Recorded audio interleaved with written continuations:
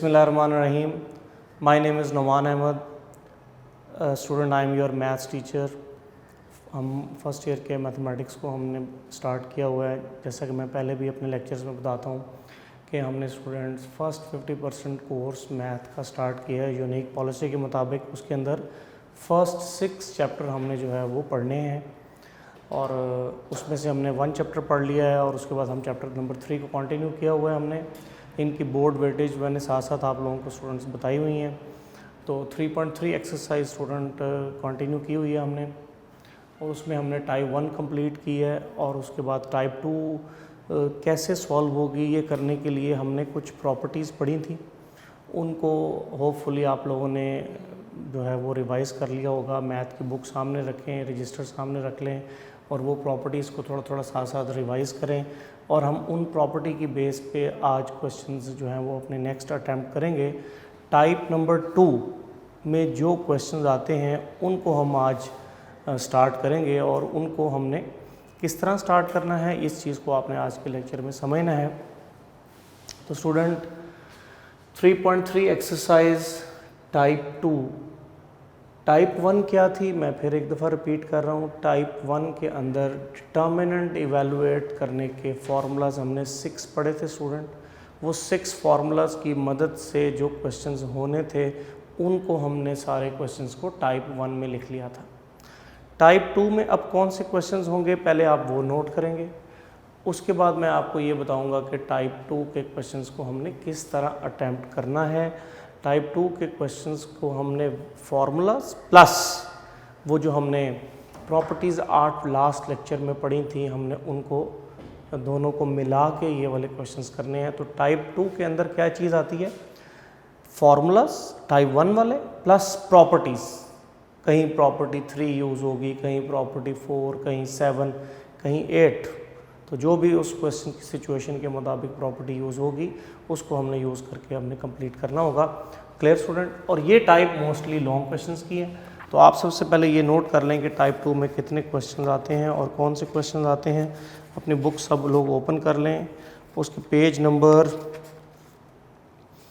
आप 111 पे आ जाएं। 3.3 एक्सरसाइज है और कौन से क्वेश्चन टाइप 2 में आते हैं आप सबसे पहले ये नोट कर लें। टाइप 2 के अंदर आता है बेटे क्वेश्चन नंबर 3 थर्ड पार्ट, उसके बाद part number 8,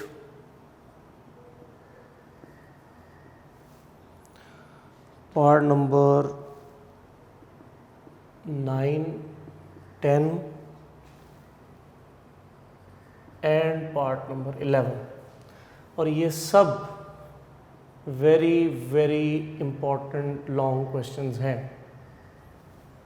clear student. 3.3 exercise type 2 के जो क्वेश्चंस हैं ये टाइप 2 के क्वेश्चंस का मतलब है कि ये फार्मूलाज प्लस प्रॉपर्टीज़ दोनों की मदद से सॉल्व होंगे। और ये जो जितने क्वेश्चन मैं इसमें लिख रहा हूँ इन सब का तकरीबन एक जैसा ही पैटर्न रहेगा। इनको सॉल्व करने का मेथड एक जैसा ही रहेगा। आप इजी वर्ड्स में ये समझ लें बात। क्वेश्चन नंबर 3 इसके साथ होगा एक आपका। देन क्वेश्चन नंबर जो है वो 7 होगा, 8 होगा। Question number 7, question number 8 is also very important long question. 7 भी लॉन्ग क्वेश्चन हैं लेकिन ये बोर्ड एग्ज़ाम में ज़रा कम आते हैं, काफ़ी लेंथी हैं। इसी तरह क्वेश्चन नंबर 9, ये जो क्वेश्चन हैं आपके ये हमारे टाइप नंबर 2 के अंदर इन्वॉल्व हैं।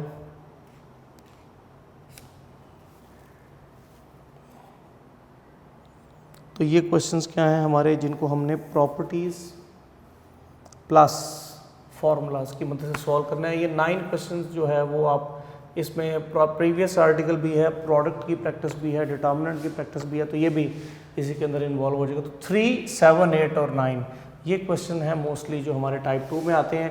जो एग्ज़ाम में ज़्यादातर आए हैं वो मैंने हाईलाइट कर दिए हैं। क्वेश्चन नंबर 3 का कोई भी पार्ट आ सकता है। उसके अलावा क्वेश्चन नंबर 8 ये क्वेश्चन है जो बोर्ड एग्ज़ाम्स चाहे वो पंजाब के जो हमारे 8-9 बोर्ड हैं उनमें किसी भी बोर्ड के अंदर जो हैं वो इन क्वेश्चंस की इम्पोर्टेंस ज़्यादा है आने की। तो स्टूडेंट इनको आप नोट कर लें। मैं फिर रिपीट कर देता हूँ बात। 3.3 एक्सरसाइज स्टूडेंट हमने स्टार्ट की हुई है। टाइप 1 हमने कंप्लीट कर लिया है। टाइप 1 के अंदर हमने डिटर्मिनेंट फार्मूलाज पढ़े हैं, 6 फार्मूलाज हैं और उन फार्मूलाज की मदद से जितने क्वेश्चंस होते हैं उनको हमने टाइप 1 कहा हुआ है। टाइप 2 में जो है वो हमने आर्टिकल में प्रॉपर्टीज़ पढ़ी हैं लास्ट लेक्चर के अंदर। वो डिटर्मिनेंट को इजी करती है, उसकी सिंप्लीफिकेशन को आसान बना देती है, क्वेश्चन की लेंथ को मिनिमाइज़ कर देती हैं अगर आप उन प्रॉपर्टीज़ का यूज़ कर लेते हैं एक्सरसाइज के इन क्वेश्चंस के अंदर। डेफिनेटली प्रॉपर्टीज़ जो हैं वो ज़रूरी नहीं है कि सारी एक ही क्वेश्चन में यूज़ हो सकता है किसी क्वेश्चन में सिर्फ एक ही प्रॉपर्टी यूज़ हो तो आप उससे वो यूज़ कर लेंगे। किसी में हो सकता है 2 या 3 प्रॉपर्टीज़ एक ही क्वेश्चन में यूज़ करनी पड़े। तो ये डिपेंड्स अपॉन द क्वेश्चन कि क्वेश्चन की नेचर कैसी है और फिर उसमें एक प्रॉपर्टी से हमारी बात बन रही है या हमने एक से ज़्यादा प्रॉपर्टीज़ वहाँ यूज़ करनी है। Clear student? तो ये वो क्वेश्चंस हैं जो टाइप 2 में आते हैं और ये type 2 mostly long questions based type है। 3.3 एक्सरसाइज में से अगर कोई लॉन्ग क्वेश्चन बनता है तो ज़्यादातर चांस जो हैं वो हमारे टाइप 2 के क्वेश्चन में से आने के हैं। 3 के का पार्ट्स जो हैं ये जितने भी हैं ये किसी ना किसी एग्ज़ाम में किसी न किसी साल लॉन्ग क्वेश्चन आए हुए हैं। 8 क्वेश्चन जो है वो लॉन्ग क्वेश्चन है। 7 क्वेश्चन के पार्ट 1-2 अकेडमी के अंदर क्वेश्चंस के अंदर आए हुए हैं, अकेडमी के प्री बोर्ड इस तरह के पेपर्स में आए हुए हैं। तो होपफुली आप लोगों ने ये क्वेश्चंस अपनी बुक के ऊपर नोट कर लिए होंगे कि कौन से क्वेश्चन हैं जो टाइप 2 में आते हैं। और टाइप 2 को सॉल्व करने का मेथड क्या स्टूडेंट, ये मैं टाइप 2 के सामने लिख देता हूँ। फॉर्मूलाज प्लस प्रॉपर्टीज, इन दोनों की मदद से हमने ये क्वेश्चंस करने हैं। कुछ में हो सकता है सिर्फ प्रॉपर्टीज़ ही यूज़ हो जाएं, कुछ में हो सकता है प्रॉपर्टीज़ प्लस फार्मूलाज दोनों की हेल्प लेनी पड़े। तो ये दोनों आइडियाज़ यूज़ करने पड़ेंगे आपको ये वाले क्वेश्चंस हमें करने के लिए। तो हम टाइप 1 के बाद ये वाले क्वेश्चंस को आज देखते हैं। तो 3 क्वेश्चंस के हम से स्टार्ट करते हैं। तो स्टूडेंट क्वेश्चन नंबर 3 है थर्ड पार्ट।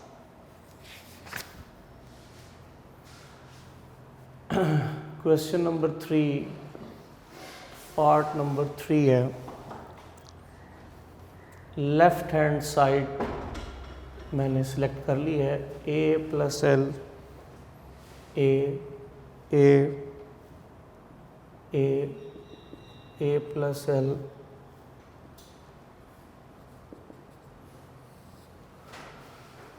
और इसका आंसर जो है वो हमें l² × 3a + l ये आंसर लेके आना है हमें। Clear student? ये हमारी question number 3 important long question है। Exercise 3.3 student, question number 3 part number 3। Left side में एक 3/3 ऑर्डर का डिटर्मिनेंट है, राइट साइड में हमें ये आंसर लेकर आना है। And this is your right hand side, ये आंसर रिक्वायर्ड है। तो इस टाइप 2 के में ये जो मोस्टली क्वेश्चन में राइट साइड हमें दी हुई है, तो आपने कैसे इनको स्टार्ट करना है, क्या आइडिया यूज़ करना है। अब आप देखें कि इस क्वेश्चन नंबर 3 के ऊपर लिखा हुआ है शो दैट। शो दैट का मतलब है कि आपने लेफ्ट साइड से सॉल्व करना है और राइट साइड को जनरेट कर देना है। अब ये 3/3 का डिटर्मिनेंट है, टाइप 1 फार्मूलाज हमने पढ़े हैं। आप इसको पुरानी टेक्निक से भी सॉल्व कर सकते हैं। एक्सपैंड कोई ज़ीरो नहीं है, एक्सपैंड बाय रो 1 का फार्मूला लगाएंगे, सॉल्व होगा, राइट साइड मिल जाएगी। लेकिन काफ़ी लेंथी कैलकुलेशन होगी क्योंकि कोई एलिमेंट ज़ीरो नहीं है। a + l की फॉर्म में एलिमेंट्स हैं तो वो मल्टीप्लिकेशन एडिशन तो काफ़ी कॉम्प्लिकेटेड कैलकुलेशन होगी, हो जाएगा उस तरह। हम इसको टाइप 2 में इसलिए लिखा है कि हमने इसमें प्रॉपर्टीज़ इन्वॉल्व करनी है, देन फार्मूलाज वगैरह देखना है, या सिर्फ प्रॉपर्टीज़ इसमें यूज़ होगी, उससे ज़रा इसकी लेंथ कम हो जाएगी क्वेश्चन की और जल्दी कंप्लीट हो जाएगा। अब आपने ये प्रॉपर्टीज़ प्लस फार्मूला से जब क्वेश्चन को करना है तो आपने सोचने का अंदाज़ क्या रखना है, ये बात सुननी है आपने। स्टूडेंट आपको राइट साइड नज़र आ रही होगी, एक उसमें l² है, एक 3a + l ये टर्म है। इनमें से कोई एक टर्म इन क्वेश्चन टाइप 2 के मोस्ट ऑफ द क्वेश्चन में ऐसा होगा जिसमें राइट साइड दी होगी उनमें। तो इनमें से कोई एक टर्म इस डिटर्मिनेंट में ऐसी होगी जिनको आप इजीली कॉलम ऐड या कॉलम सब्ट्रैक्ट या रो ऐड या रो सब्ट्रैक्ट करने से हासिल कर सकते होंगे। आई रिपीट, बहुत इंपॉर्टेंट बात बताने लगा हूँ कि इस टाइप के क्वेश्चंस को करने के लिए सोचने का अंदाज़ क्या रखना है आप लोगों ने कि डिटर्मिनेंट के अंदर 3 कॉलम है, 3 रोज़ हैं। तो स्टूडेंट आपने क्या करना है कि आपने ये देखना है कि कॉलम ऐड करने से 2 कॉलम ऐड करें या 3 कॉलम ऐड करें, या 2 कॉलम सब्ट्रैक्ट करें या 3 कॉलम सब्ट्रैक्ट करें। क्या ऐसा करने से राइट साइड में से कोई एक रिजल्ट हमें मिल सकता है या नहीं मिल सकता? तो सबसे पहला आपने कॉलम के बारे में सोचना है। तो आपको हो सकता है कि वो कॉलम की अप्रोच से ही कोई रिजल्ट मिल जाए। अगर ऐसा पॉसिबल ना हो तो फिर रो के बारे में सोचना है कि ये रो 2 और रो 1 को प्लस कर लें या रो 1, 2, 3 तीनों को प्लस कर लें, तो क्या ऐसा करने से हमें कोई रिजल्ट मिलता है? तो डेफिनेटली कोई ना कोई ज़रूर मिल जाएगा आपको। अगर कॉलम से नहीं मिला तो रो ट्राई करें, रो से नहीं मिला तो फिर उसके बाद थर्ड ऑप्शन आपके पास क्या होगी कि आपने ये देखना है कि किसी रो या किसी कॉलम में से कुछ कॉमन तो नहीं आ रहा। हो सकता है कुछ कॉमन आए, तो जब आप कॉमन लें तो आपको वो राइट साइड में से कोई ना कोई चीज़ मिल जाए। तो ये 3 ही तरह की पॉसिबिलिटीज़ होंगी मोस्ट ऑफ द क्वेश्चन के अंदर। आपने सोचने का अंदाज़ इन 3 बातों पे ही रखना है। नंबर 1, कॉलम ऐड 2 कर लें या 3 कर लें, क्या करें कि आपको राइट साइड में से कोई चीज़ मिल जाए। अगर मिल रही है तो वही आपका फर्स्ट अटैम्प्ट है, आपने वहाँ से स्टार्ट कर देना है। अगर कॉलम के एडिशन या कॉलम की सब्ट्रैक्शन से बात नहीं बन रही तो आपने रोज़ को ऐड या सब्ट्रैक्ट के बारे में सोचना है कि 2 रो ऐड कर लें या 3 रो ऐड कर लें या दूसरी रो को तीसरी रो में ऐड कर लें। ऐसा करने से राइट साइड का कोई एलिमेंट मिल रहा है तो आप फिर वो अटैम्प्ट कर लें ऑप्शन, ठीक है। अगर वो भी नहीं मिल रही तो फिर देखें कुछ कॉमन होगा। तो इन तीनों में से डेफिनेटली कोई एक ऑपरेशन या कोई 2 ऑपरेशन ज़रूर यूज़ हो रहे होंगे उस क्वेश्चन के अंदर जो आपके टाइप 2 के अंदर आपको बताए गए हैं, और जिनमें स्पेशली लेफ्ट साइड और राइट साइड दोनों गिवन है, इनमें ज़रूर ऐसा हो रहा होगा।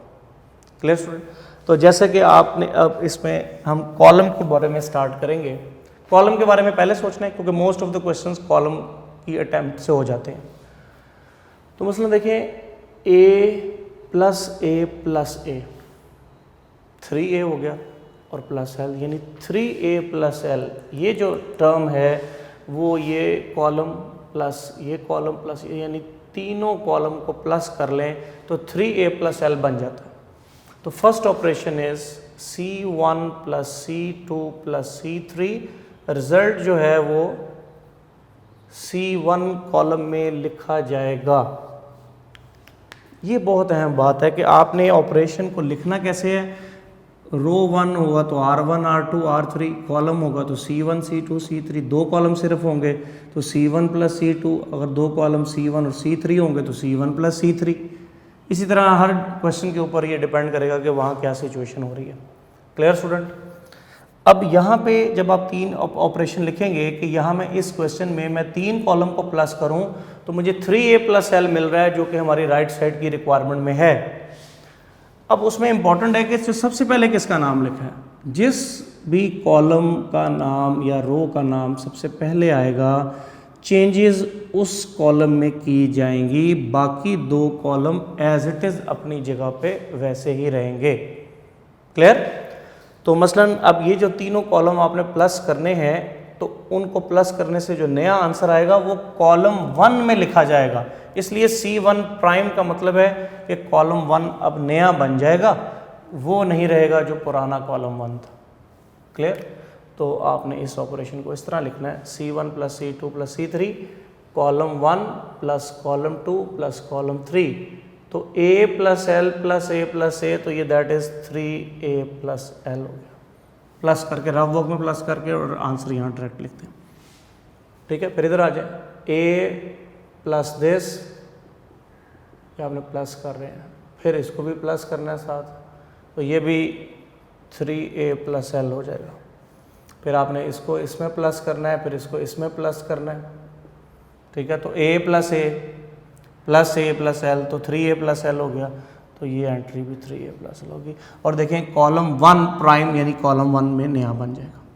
Column 2 as it is a plus L a plus L determinant close. तो ये आपने पहला ऑपरेशन यूज़ कर लिया है। जो टाइप 2 के क्वेश्चंस हैं ये हम ऐसा क्यों कर रहे हैं, हम प्रॉपर्टीज़ लगाना चाह रहे हैं। प्रॉपर्टी नंबर 7 में ये इजाज़त है हमें कि हम रोज़ या कॉलम को ऐड कर सकते हैं। लास्ट लेक्चर में हमने पढ़ा था कि प्रॉपर्टी नंबर 7, ये हमने प्रॉपर्टी नंबर 7 की बेस पे ये हमने किया है कि हम कॉलम ऐड कर सकते हैं, कॉलम सब्ट्रैक्ट कर सकते हैं, रोज़ ऐड रोज़ सब्ट्रैक्ट कर सकते हैं। ऐसा करने से ओरिजिनल डिटर्मिनेंट के आंसर को कोई फ़र्क नहीं पड़ता। इस बेस पे हम ऐसा कर रहे हैं। अब आगे भी एक और रीज़न बताऊंगा कि हमने और ऐसा क्यों करना है। उसके बाद आप देखें कि कॉलम 1 की सारी एंट्रीज सेम हो गई हैं, तो आप ये कॉमन ले लें। Taking 3a plus L common from C1, कि आप 3a प्लस एल को कॉमन ले रहे हैं C1 कॉलम 1 में से, तो 3a प्लस एल कॉमन आ गया। यहाँ फर्स्ट कॉलम 1 1 का बन गया, a प्लस एल a और a प्लस एल।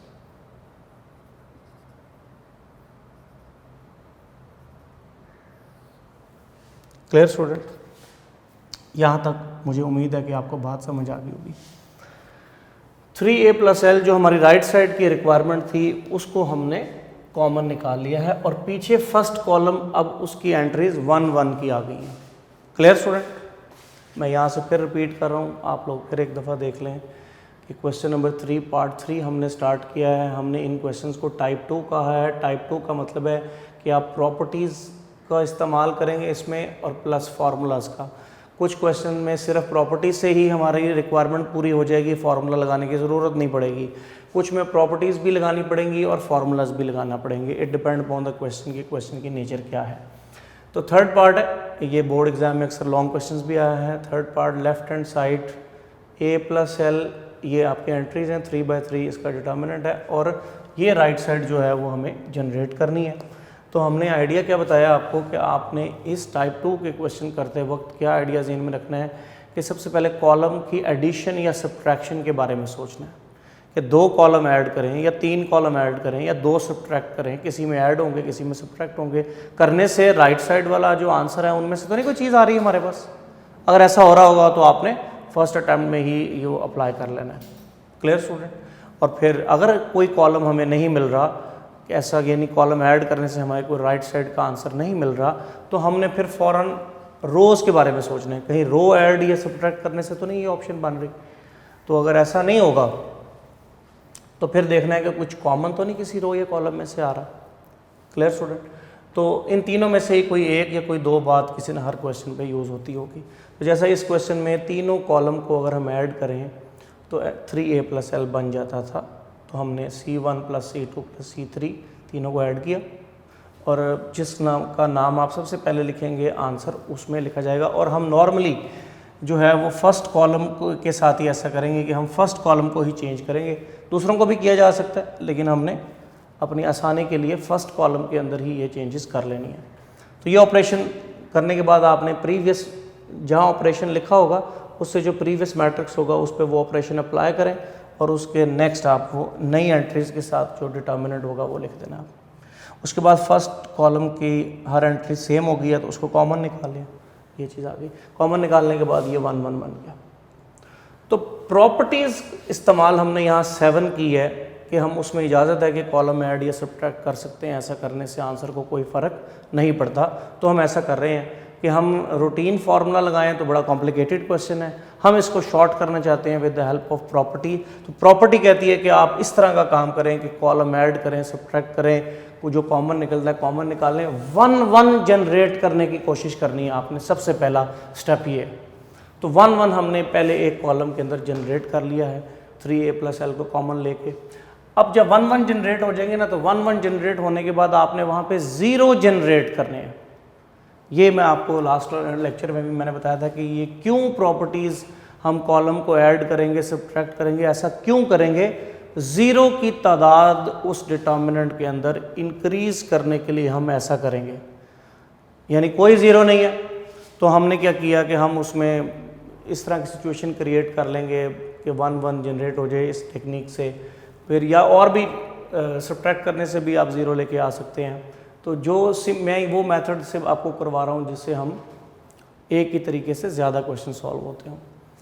तो 1 1 जब जनरेट हो जाएंगे तो आपने फिर वहाँ पे उनको सब्ट्रैक्ट की टेक्निक यूज़ करके आपने वहाँ पे ज़ीरो जनरेट करने हैं। जितने ज़्यादा ज़ीरो होंगे आप जानते हैं कि फार्मूला डिटर्मिनेंट का उतनी ही जल्दी काम करता है, उतनी टर्म ज़ीरो वाली स्किप हो जाती हैं, बाकी टर्म को कैलकुलेट कर लीजिए। तो सिर्फ ये फ़ायदा लेना है हमने टाइप 2 के क्वेश्चन में कि प्रॉपर्टीज़ इस्तेमाल करेंगे। प्रॉपर्टीज़ इस्तेमाल करने से हम ज़ीरो को जनरेट कर लेंगे। ज़ीरो जितने ज़्यादा जनरेट होंगे फिर फार्मूला हम उसका लगाएंगे तो हमारे कैलकुलेशन मिनिमाइज़ हो जाएगी।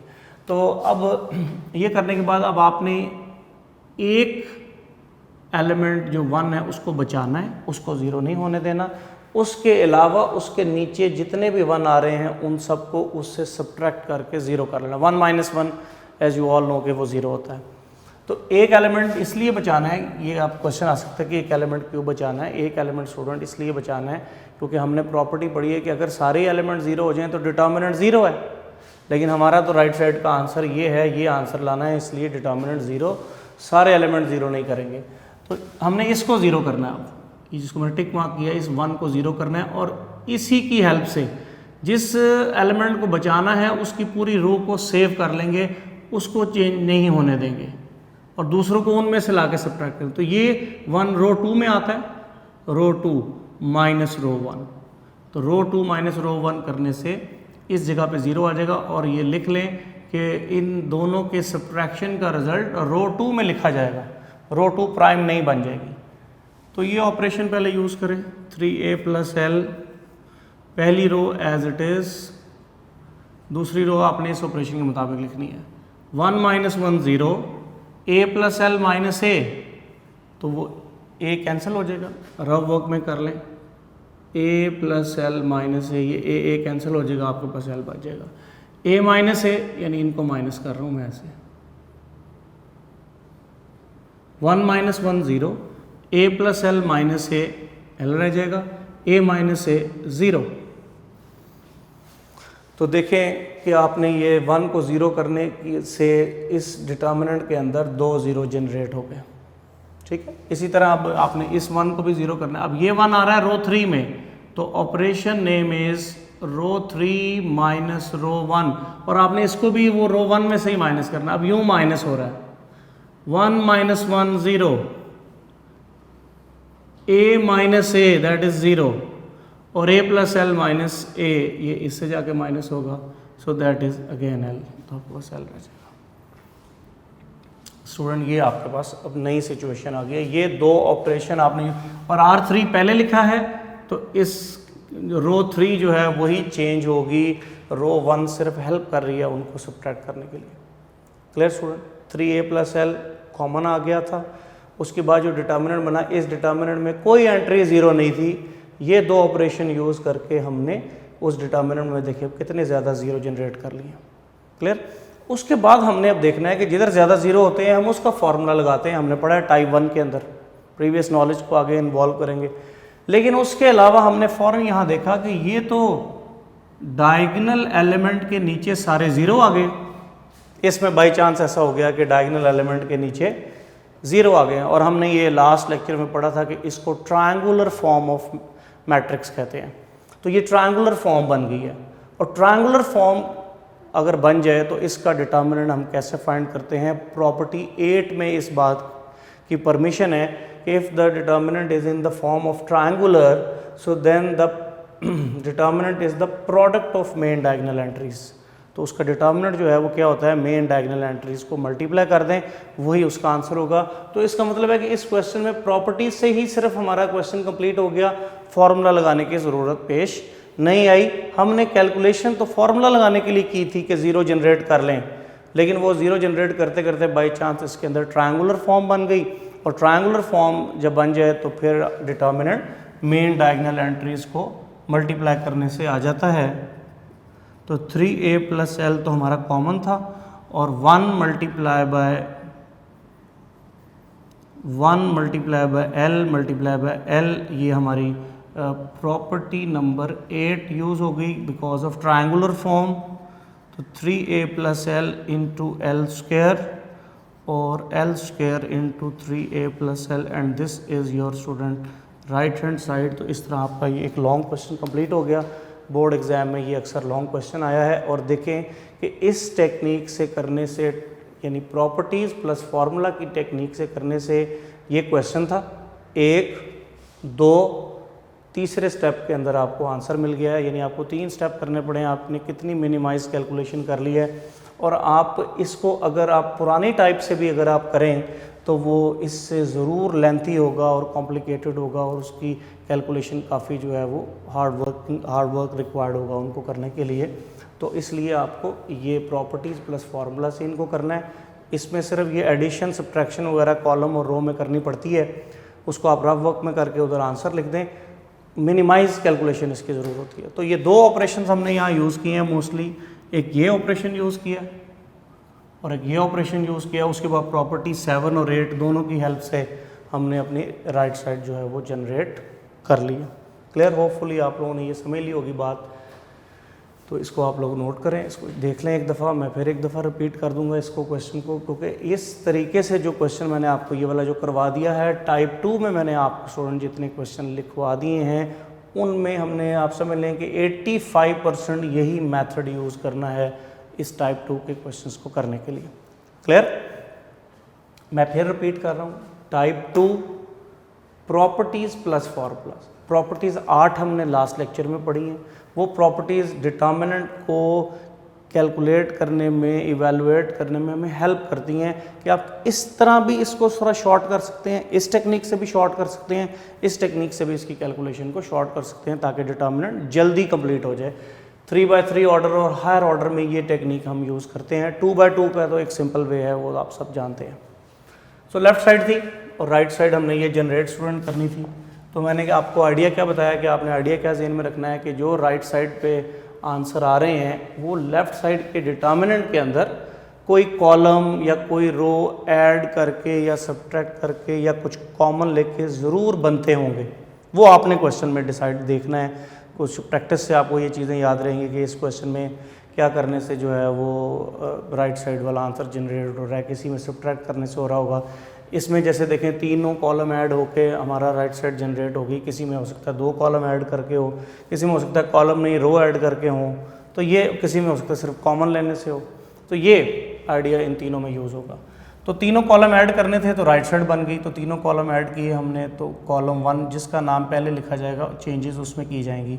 प्रॉपर्टी 7 में इस बात की परमिशन है कि आप रो या कॉलम ऐड कर लें, ऐसा करने से आंसर को कोई फ़र्क नहीं पड़ता। तो जब आपने ऐड किया तो 3a plus L first entry में आ गया। फर्स्ट एंट्री जब आपके पास 3a प्लस एल बन गई तो आपने कॉमन ले लेना है उसको कॉलम 1 में से। कॉलम 1 में से आप कॉमन लेंगे तो आपकी फर्स्ट एंट्री जो है, फर्स्ट कॉलम की एंट्रीज 1 1 हो जाएंगी। 1 1 आपने जब जनरेट कर लिया तो आप समझ लें कि आपने हाफ क्वेश्चन कंप्लीट कर लिया है, आप सही डायरेक्शन में जा रहे हैं। जैसे ही 1 1 बनेगा उसके बाद हमेशा यही स्टेप होगा कि आपने पहली रो के जो पहला 1 है उसको सेव करना है, बाकी उसके नीचे जितने 1 आ रहे हैं उनको उसमें से माइनस करके 0 जनरेट करना है। तो वो R2 माइनस R1 ऑपरेशन आपको ये सोचेंगे कि भाई ये इन दोनों को कैसे माइनस करेंगे, यहाँ 0 आ जाए तो 1 माइनस 1 0, यानी रो 2 माइनस रो 1, और रिजल्ट जो पहले लिखा है रो का नाम उसमें लिखा जाएगा रो 2 प्राइम, वो नई रो 2 बन जाएगी। फिर रो 3 माइनस रो 1 तो वो रो 3 नहीं बन जाएगी। तो आपने इस बेस पे ये ऑपरेशन यूज़ किया तो ये आपको देखें कि इसमें 0 जनरेट हो गया जाता। तो टारगेट तो हमारा 0 जनरेट करने का था। टाइप 2 के क्वेश्चन में हमारा मोस्टली टारगेट 0 जनरेट करने का है। कोई डिटर्मिनेंट में 0 नहीं है, कोई 0 नहीं था डायरेक्ट, तो हमने 0 जनरेट करनी है। 0 जनरेट करने से हमें फार्मूला लगाने में आसानी होती है। तो सम टाइम 0 जनरेट करते हुए ट्रायंगुलर फॉर्म भी बन जाती है। प्रॉपर्टी 8 ट्रायंगुलर फॉर्म अगर आ जाए, प्रॉपर्टी 8 का मैंने हिंट दिया है, ट्रायंगुलर फॉर्म आ जाए तो फिर डिटर्मिनेंट जस्ट मेन डायगोनल की एंट्रीज को ही मल्टीप्लाई करने से हासिल कर लिया जाता है। तो इस तरह आपकी राइट साइड स्टूडेंट जनरेट हो। क्लियर?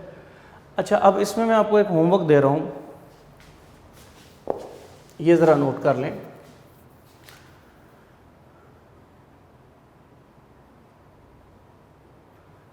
इस क्वेश्चन में जो हमने ऑपरेशन यूज़ किए हैं, पहला ऑपरेशन ये यूज़ किया, दूसरा ये यूज़ किया और फिर ट्रायंगुलर फॉर्म बन गई है।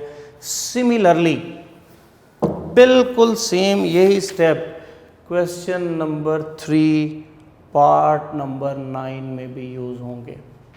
सेम एज क्वेश्चन 3 पार्ट 3, ठीक है, एक्सरसाइज 3.3। तो ये आपने 9 पार्ट जो है वो बिल्कुल इसी प्रोसीजर से अटैम्प्ट आपने करना है। Clear student? अब मैं आपको पार्ट नंबर 8 करके देता हूँ। इसी जो है वो हमारी टाइप 2 के क्वेश्चंस का पार्ट नंबर 8 है। मैंने 2-3 दफ़ा स्टूडेंट इसको रिपीट भी कर दिया है क्वेश्चन को। पार्ट नंबर 8 सब इम्पोर्टेंट लॉन्ग क्वेश्चंस हैं, टेस्ट होंगे तो इनमें से आपको डेफिनेटली क्वेश्चन दिए जाएंगे।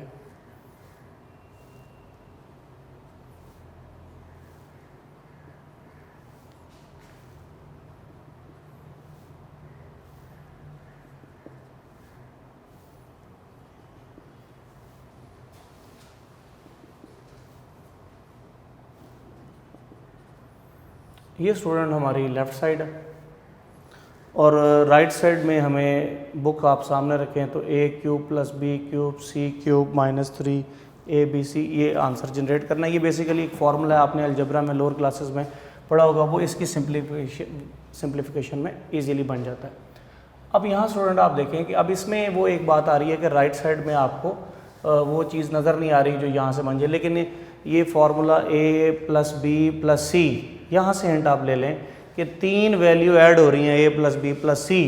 तो यहाँ आप ये देखेंगे ये a + b + c यहाँ किसी तरीके से आ रहा है हमारे पास। तो देखें a इसमें है, b और c इसमें, तो अगर हम इन दोनों को प्लस कर दें तो a + b + c आ जाता है। इसमें c और a है तो इनको ऐड कर दें तो ये भी a + c + b बन, इसी तरह ये भी। तो इसका मतलब है कि इस का जो फर्स्ट स्टेप है वो कॉलम 1 + कॉलम 2 कर दें तो कॉलम 1 में a + b + c आ जाएगा। तो a + b + c यहाँ भी आ गया, कॉलम 2 और 3 एज इट इज़ कॉपी।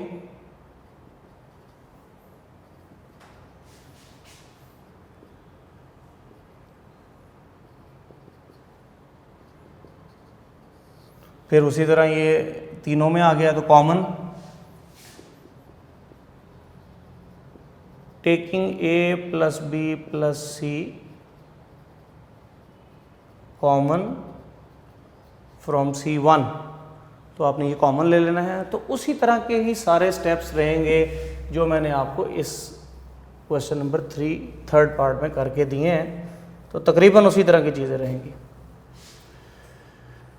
इसलिए इसको टाइप 2 कहा है और ये सारे आइडियाज़ एक ही जैसे सॉल्व होते। अब वो कॉमन ले लेंगे आप, तो a + b + c ये कॉमन आ जाएगा, तो आपका फर्स्ट कॉलम उसी तरह 1 एंट्री का बन गया, b + c c + a + b a + b b + c c + a। अब वही टेक्निक आपने यूज़ करनी है कि आपके पास कॉमन आने के बाद 1 1 जनरेट हो गया। मैंने आपसे बताया कि जब 1 1 जनरेट हो जाए तो इसका मतलब है कि आपने हाफ क्वेश्चन को कंप्लीट कर लिया है। अब आपने 0 जनरेट करना है। 0 जनरेट के लिए उसी तरह आपने इस 1 को सेव करना है और उसके नीचे जो 2 1 आ रहे हैं उसको उसमें से सब्ट्रैक्ट करके 0 जनरेट।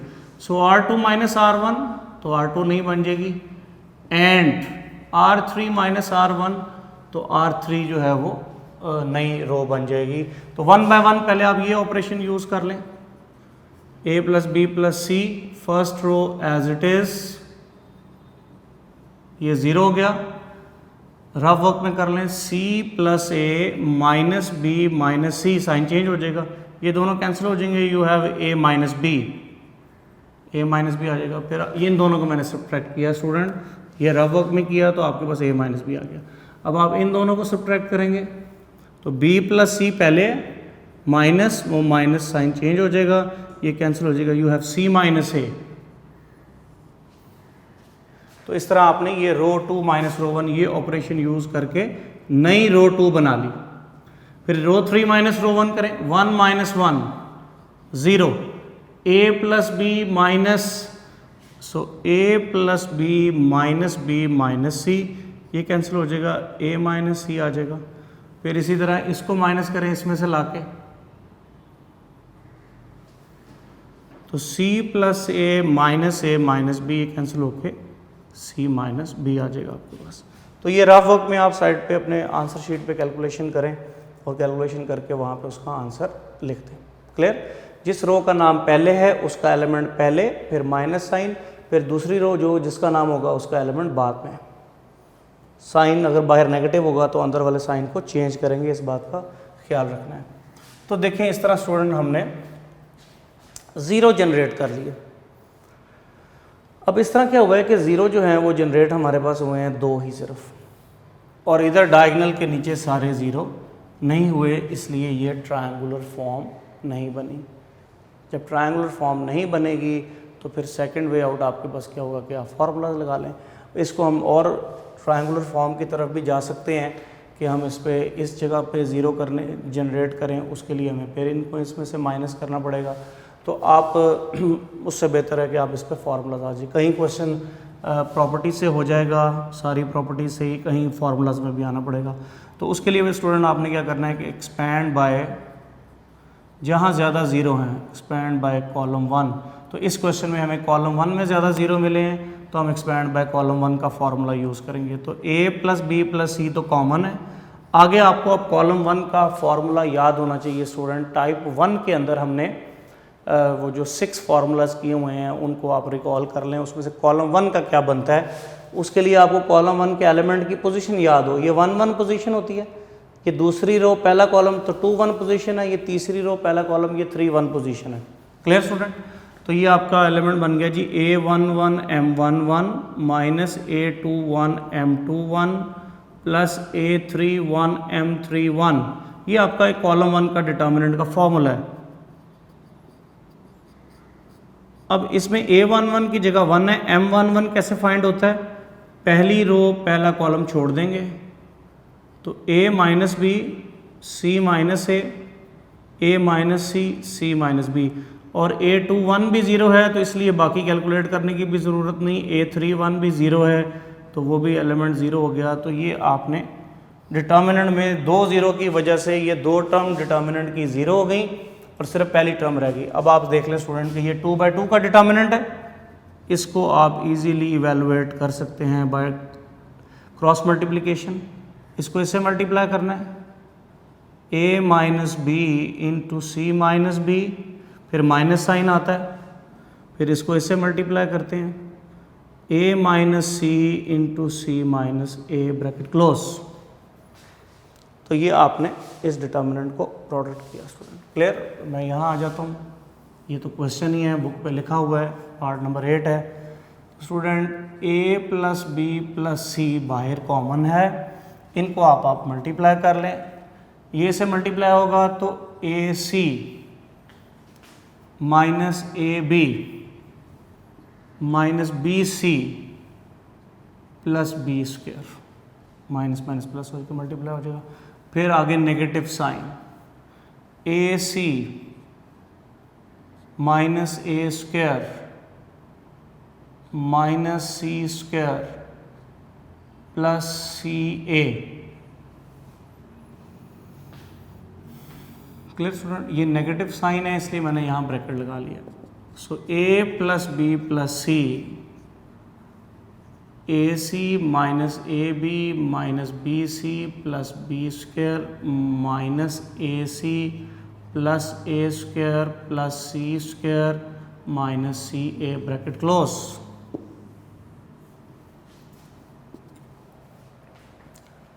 तो plus A C minus A सी के साथ कैंसिल हो गया, plus A C minus A सी के साथ कैंसिल हो गया, और बाकी आपके पास रिजल्ट्स क्या आ गया जी, A plus B plus C, A square plus B square plus C square, और आपके पास यहाँ पे ये रिजल्ट क्या आ जाएगा, -AB minus BC minus CA, तो ये आपके पास बन जाएगा जी -AB minus BC minus CA। Clear student, अब आपको याद होना चाहिए कि ये अलजेब्रा के अंदर फॉर्मूला था a plus B plus C into A square B square C square AB BC CA। So इसी को ही हम a³ plus b³ plus c³ minus 3abc का फॉर्मूला कहते हैं। यही आपकी राइट साइड है। और अगर किसी को ये फॉर्मूला याद ना हो तो फिर आप a प्लस बी प्लस सी को इससे मल्टीप्लाई कर लें। जब मल्टीप्लाई कर लेंगे तो सिर्फ यही टर्म बच जाएगी। तो इससे बेहतर है कि वो और कैलकुलेशन ज़्यादा करनी पड़ेगी।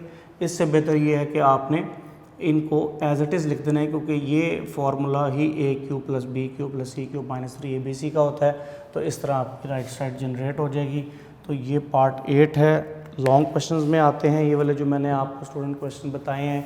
मैं फिर अपने आज के लेक्चर को एक दफ़ा समरी उसकी रिवाइज़ कर देता हूँ कि हमने स्टूडेंट आज के लेक्चर में टाइप 2 के क्वेश्चन स्टार्ट करने थे। टाइप 2 से पहले हमने प्रॉपर्टीज़ पढ़ी हैं और टाइप 1 कंप्लीट की है। टाइप 2 क्यों कह रहे हैं? क्योंकि इन क्वेश्चन में जिनको मैंने टाइप 2 में आपको स्टूडेंट आज के लेक्चर में लिखवाया है, इनको हम प्रॉपर्टीज़ पहले लगाएंगे, फिर फार्मूलाज भी लगाने की ज़रूरत पड़े। कुछ क्वेश्चन सिर्फ प्रॉपर्टीज़ से हो जाएंगे, जैसे मैंने इससे पहले वाला पार्ट करवाया उसमें सिर्फ प्रॉपर्टीज़ से ही हमारी राइट साइड जनरेट हो गई। अब मैंने जो पार्ट करवाया उसमें प्रॉपर्टीज़ भी लगानी पड़ी हैं कि कॉलम ऐड करने पड़े हैं आपको, फिर रो सब्ट्रैक्ट करनी पड़ी हैं। ये प्रॉपर्टी 7 में ये इजाज़त है हमें कि ऐसा करने से आंसर को फ़र्क नहीं पड़ता। और फिर उसके साथ हमें कुछ फार्मूला भी लगाना पड़ा, एक्सपैंड बाय कॉलम 1, दोनों को मिला के ये क्वेश्चन की लेफ़्ट साइड से राइट साइड जनरेट की है। तो इस तरह ये सारे क्वेश्चन जो है हमारे टाइप 2 के कंप्लीट हो गए। तो इंशाल्लाह स्टूडेंट नेक्स्ट लेक्चर में हम इसी टाइप को आगे और कंटिन्यू करेंगे।